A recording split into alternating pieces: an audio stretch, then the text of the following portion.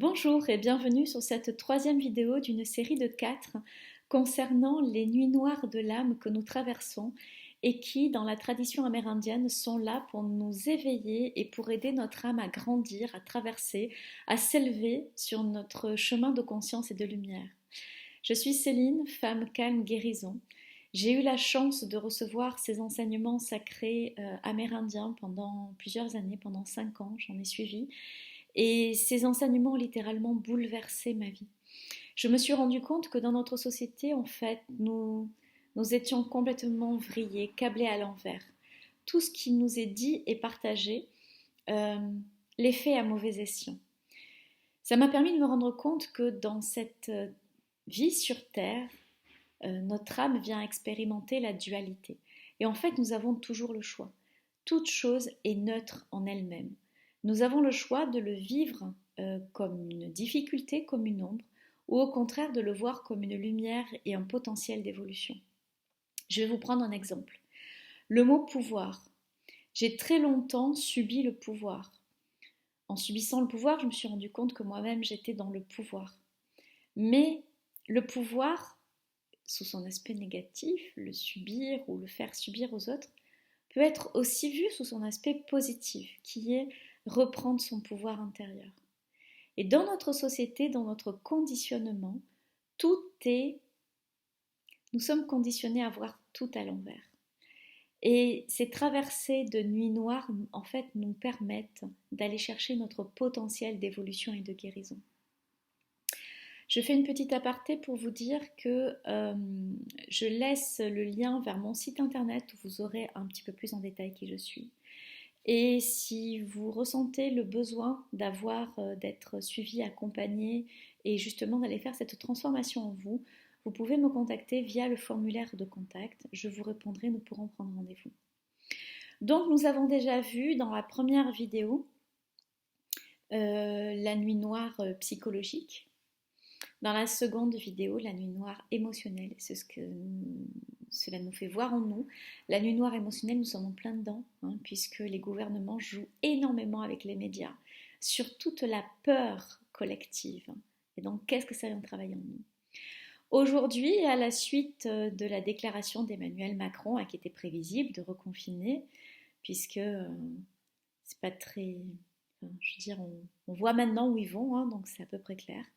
Eh bien, je vais décider de vous parler aujourd'hui de la troisième nuit noire, de celle spirituelle.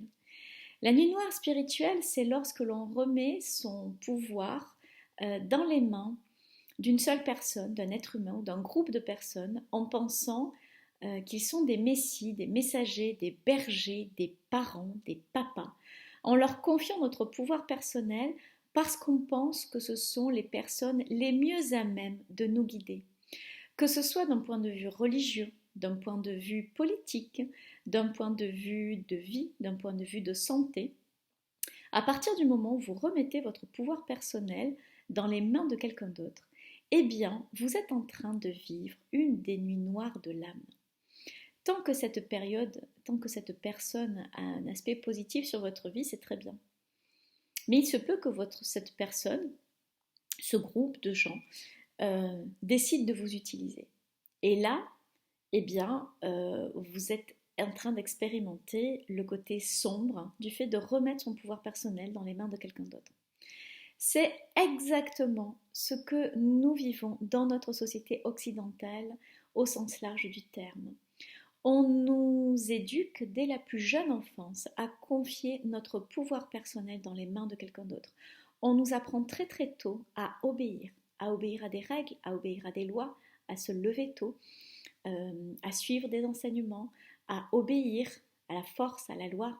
On nous dit qu'il faut rouler à 90 km/h et puis à 80 km/h, sinon nous sommes punis. Nous avons des PV, des infractions. On nous demande de payer très cher. Cela dit à nous, nous le peuple, parce que les dirigeants, les gouvernants, ne vous inquiétez pas, eux, on ne leur demande rien du tout, puisque ce sont eux qui nous font payer. Et en réalité, eh bien, de plus en plus, nous sommes en train de nous réveiller et de prendre conscience que nous avons confié toutes ces années, toutes ces générations, notre pouvoir personnel dans les mains de personnes qui n'étaient pas bienveillantes à notre égard. Nous sommes en train de nous réveiller d'une des plus fabuleuses nuits noires de l'âme spirituelle qui nous ait été de vivre depuis des vies et des vies. Et oui, vous le voyez dans ma première vidéo que j'ai faite à Emmanuel, je le remercie en tant que frère d'âme parce qu'il nous permettait d'aller réintégrer notre force et notre puissance intérieure et de nous redresser. Eh bien c'est ça la nuit noire spirituelle.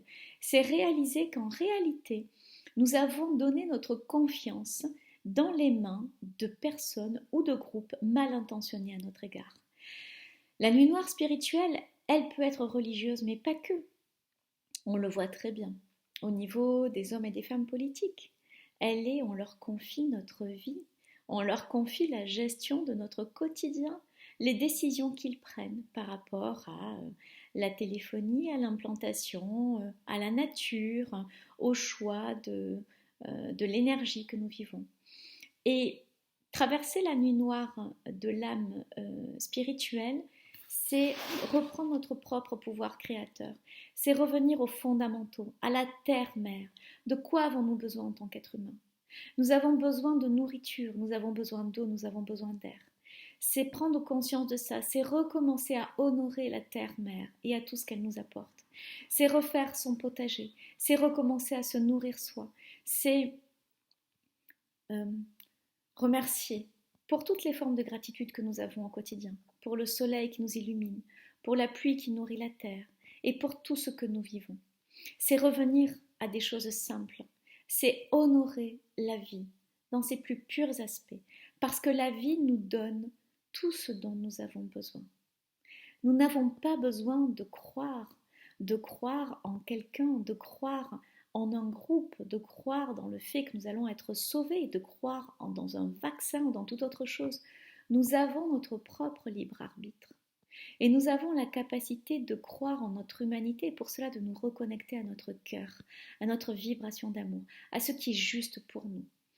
Eh bien mes amis, nous sommes tous en train de vivre et de nous réveiller de la plus merveilleuse nuit noire spirituelle que nous ayons eu à vivre depuis des générations et des générations.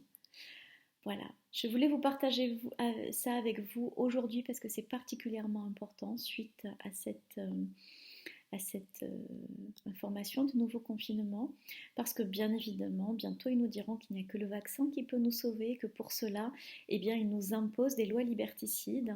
Voilà, nous sommes en train, grâce à eux, de voir enfin ce qu'ils nous imposent et de sortir de cette nuit noire de l'âme, la nuit noire spirituelle. Nous sommes les seuls êtres divins créateurs de notre destinée. C'est à nous de choisir, à nous seuls. Et quel que soit le moyen que nous mettions en place pour sortir de cette situation collective, nous ne pourrons le faire qu'à partir du moment où nous remettrons le pouvoir spirituel en nous. Nous sommes créateurs de notre propre vie. Et la vie, il est important de l'honorer.